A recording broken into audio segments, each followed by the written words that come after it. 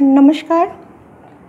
मैं सुमिता चक्रवर्ती सुमिता। और आज मैं कोई गज़ल की वीडियो या म्यूज़िक से रिलेटेड मैं कुछ बात करूँगी, बट उसमें गाने की कोई ये नहीं है। गाना मैं नहीं गाऊँगी, नहीं सुना रही हूँ। तो दरअसल बात ये हुई कि कल जो हमारी एक सारे जगह में ये खबर फैली कि एक्टर सुशांत सिंह राजपूत, उसने इस तरह का एक वाक़या कर डाला। और यकीन मानिए, मुझे इस बात का काफ़ी दुख है। I am shocked. ऐसा नहीं होना चाहिए, लेकिन अब पता नहीं उसका क्या, ये तो उनकी बात वो जाने। लेकिन अक्सर हाँ, जो आर्टिस्टों के साथ होती है और आर्टिस्टों पे गुज़रती है, वो आम लोग समझ नहीं पाते कि एक आर्टिस्ट, अभी ये जो लॉकडाउन का पीरियड जा रहा है, तो एक आर्टिस्ट पे जो स्टेज परफॉर्मर हैं या जो कि जो म्यूजिशियंस हैं, तो उनके लिए ये दौर काफ़ी, मतलब मैं क्या कहूँ, आई एम स्पीचलेस। उनके लिए ये काफ़ी बुरा वक्त है।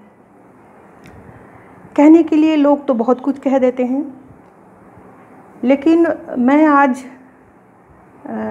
अपनी आप बीती हुई मैं कुछ आपको बताना चाहती हूँ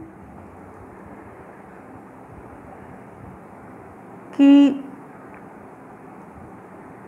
मेरे साथ भी ऐसे वाक़या बहुत हुए। जब YouTube पे मेरी पहली गज़ल मैंने सुनी, तो मुझे ताज्जुब लगा कि वहाँ मेरी जगह किसी दूसरी लेडी की तस्वीर थी। मैंने उसको पोस्ट भी किया है। आप लोगों में से बहुत लोग सुने भी होंगे। तो किसी तरह मैंने उसको फ़ाइट करके, मैं हारी नहीं, फ़ाइट करके अपनी तस्वीर को वहाँ उस जगह पे मैंने रखवाया जो लेडी की तस्वीर मेरे गाने में थी। तो वो 5 साल पहले की पोस्ट की हुई तस्वीर थी। और लोग कलाकार के साथ ही ऐसा क्यों करते हैं? मैं आपको हाल की 2 साल 2.5 साल पहले की बात मैं आपको बताती हूँ। एक बड़े सज्जन मुझे दीदी कहते थे उस वक्त। मैं भी उन्हें भाई भाई कह के बुलाती थी। तो उन्होंने मुझे कहा कि दीदी, एक जगजीत जी के नाम से एक प्रोग्राम का मैं अरेंज कर रहा हूँ, और वो होगी वो कलकत्ता की कला मंदिर में। तो मैंने कहा कि ठीक है, मैं गाऊँगी, कोई बात नहीं। तो उन्होंने ही पेमेंट की बात वगैरह की कि हाँ, मैं ये दे पाऊँगा। मैंने कहा कि चलो ठीक है, जगजीत जी का प्रोग्राम है, उसमें मैं गा पा रही हूँ, ये मेरे लिए काफ़ी बड़ी बात है। जगजीत जी, चित्रा जी की कोई प्रोग्राम हो। तो उसके बाद मैं किसी का नाम नहीं लूँगी, क्योंकि उन्होंने मेरी इज़्ज़त नहीं की, लेकिन मैं उनकी इज़्ज़त का कबाड़ा नहीं बनाना चाहती। तो मैंने भी उस तरह से तैयारी की। इन बिटवीन मेरे फादर एक्सपायर कर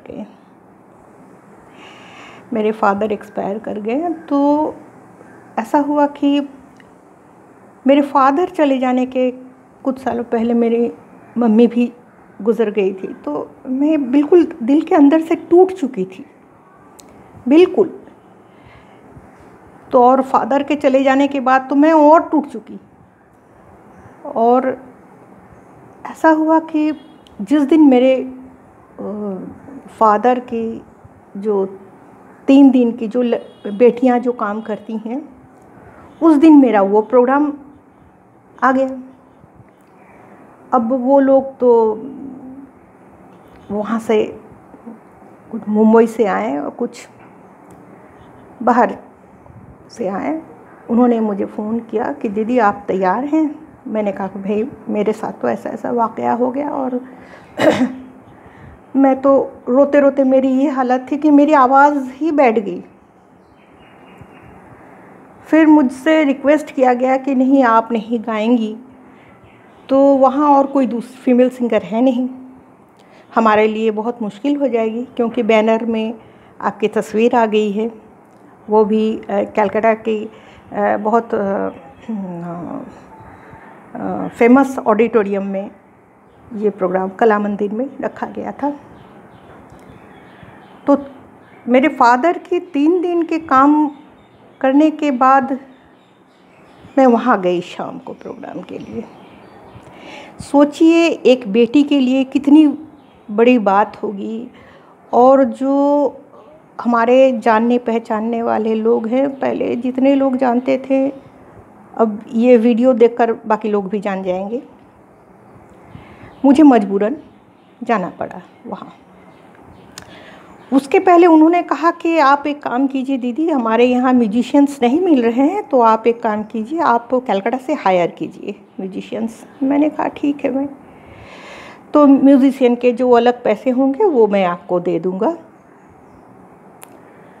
तो उसके बाद प्रोग्राम हुई। अब एक बेटी की दिल की हालत आप अच्छी तरह समझ सकते हैं।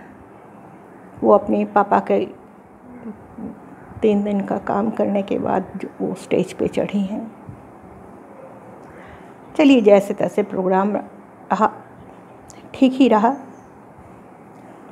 और वो ये कह के चले गए कि हम वापस लौटते हैं, उसके बाद हम आपको पेमेंट कर देंगे। चलिए वो भी ठीक है, वो भी मैंने मान लिया। तो उसके बाद आज 3 साल, 3.5 साल गुज़र गए, आज तक मुझे उनकी पेमेंट नहीं मिली, ना मेरे म्यूजिशियंस की जो पेमेंट थी वो मिली मुझे। अब हमारे हस्बैंड ठहरे, वो तो कहने लगे कि भाई किन लोगों के साथ तुम्हारी दोस्ती है, किन लोगों के साथ तुम्हारे संबंध हैं, इतने बड़े बड़े लोग हैं नाम के, और वो पेमेंट भी नहीं। अब एक्चुअली मेरे हस्बैंड का तो कहना लाजमी था, क्योंकि उनको पेमेंट करनी पड़ी म्यूजिशियंस की। उसके बाद रोज़ फ़ोन करती गई, मेरे हस्बैंड फ़ोन करते गए, मैं करती गई, हाँ आज देता हूँ, कल देता हूँ, मैं डाल दूँगा आपके बैंक अकाउंट में।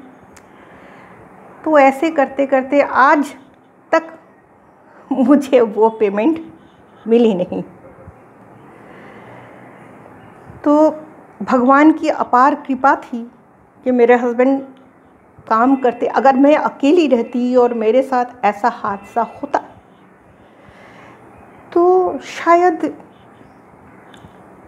मैं भी सुशांत की तरह मैं भी ये सोचती कि भाई मुझे घर का किराया देना है और फ्लैट का EMI देना है, और भी बहुत सारे खर्चे हैं, लाइट का बिल है, ये है वो है, अपने खर्चे कैसे चलाऊं मैं। तो यही बात है, मुझे लोगों से भी ये रिक्वेस्ट करनी है कि आपका औकात हो देने का पैसा तो ही आप प्रोग्राम करवाइए, अदरवाइज़ आप पहले ही हाथ जोड़ दीजिए कि आप फ्री फंड में प्रोग्राम कीजिए। तो इस तरह के वाक़या होते हैं। रिकॉर्डिंग के लिए बुलाया जाता है, उसके बाद जाने के बाद देखा जाता है कि वहीं कोई दूसरी सिंगर गा रही हैं। तो ऐसे हादसे भी सहने पड़ते हैं। इसलिए मैं बहुत आसानी से समझ सकती हूँ एक आर्टिस्ट पे क्या गुज़रती है जब उन्हें अपना काम और बहुत अच्छी तरीके से काम करने के बाद उन्हें उनका रेमुनेशन नहीं मिलता है, तो एक आर्टिस्ट की क्या हालत होती है। तो हर इंसान की एक बजट होती है कि हाँ मैंने ये करना है, मैंने ये लेना है, या ये पैसे से मैंने ये करना है। तो कोई बादशाह राजा रजवाड़े के घर से तो हम लोग हैं नहीं, मामूली सी आर्टिस्ट हैं। चलो अपना गाना गाएं, पैसा लिया और चल दिए। ऐसे मेरे साथ बहुत बार हुआ। मैं सुन रही थी यूट्यूब में कि सुशांत के साथ भी इस तरह की बहुत मतलब बातें हुई हैं। तो एक्चुअली ये अपने दिल में, मैंने भी दिल में रखा। आप सोच नहीं सकते हैं कि जब हमारे हस्बैंड ये कहते थे तो मैं भी कि भाई कैसे लोगों के साथ तुम्हारा ये है, किस तरह का गाना, तो गाना वाना छोड़ दो, इससे अच्छा है घर में खाना बनाओ, हाउसवाइफ की तरह रहो। और आज तक ये जो अपने हस्बैंड के सामने जो शर्मिंदगी कि मैंने प्रोग्राम किया लेकिन पैसा मिला नहीं, मैंने गाना गाया उसके पैसे दूसरे लोगों ने ले रहे हैं, यूट्यूब में मेरी गज़ल बज रही है उसमें दूसरी किसी लेडी की तस्वीर है। अब जाहिर सी बात है यूट्यूब में जब लोग कमा रहे हैं, सुमिता चक्रवर्ती बहुत उनकी गाई हुई गज़ल भाई ये वो, तो मुझे ये कहना पड़ा यूट्यूब में पोस्ट करके कि मैं सुमिता चक्रवर्ती हूँ। कुछ लोगों ने मुझे इतना कहा कि मैडम ये 30 साल 40 साल पहले की बात है, अब तक आप क्या कर रही थी, सो रही थी? मैंने कहा भाई मैं सो तो नहीं रही थी, लेकिन मेरे पास उस तरह के मतलब कुछ आजकल जो फ़ोन यूज़ करते हैं तो मेरे पास वो भी नहीं था। तो ऐसे ऐसे लोग दूर से ये सोचते हैं कि आर्टिस्टों की लाइफ, अरे ये बंदा काफ़ी पैसा कमाता होगा, काफ़ी अच्छी तरह से मतलब अपनी लाइफ डील करता होगा। ऐसा नहीं, हम लोग भी काफ़ी तंगी के दिन हम लोग को देखने को नसीब होता है, हम भी तंगी झेलते हैं, हमारे पास भी काम नहीं होता है, और फिर भी हमको जीना है, ये बात है। बहुतों से बहुत कुछ सुनना पड़ता है। रही बात किसी कलाकार को कुछ कहने के पहले, मैं ये कहूँगी उसके बारे में जानकारी नहीं लेकर कुछ भी कमेंट्स नहीं करना चाहिए। और हर कलाकार बड़ा हो या छोटा हो उसे सहारा देना चाहिए कि हाँ ये आर्टिस्ट कुछ बनना चाहता है, तो कुछ करना चाहता है, अगर उसमें टैलेंट है तो उसे वो मौका कर देना चाहिए। आई थिंक मुझे ऐसा लगता है, और मैं ऐसी सोचती हूँ किसी दूसरे आर्टिस्ट के बारे में, और चाहे वो जो भी हो, बहुत प्रॉब्लम होती है, क्योंकि आर्टिस्ट जो होता है वो बेसिकली बहुत इमोशनल, बहुत सेंटिमेंटल होते हैं, वो हर बात को दिल से लगा लेते हैं। लेकिन कुछ लोग ऐसे भी होते हैं जिनके पास दिल ही नहीं है। हमारी तो ये आलम थी कि हमें कोई कुछ कह दे तो मेरी आंखों से आंसू निकल के आते थे। तो ये वाकया मैंने आपको सुनाया, ये आप बीती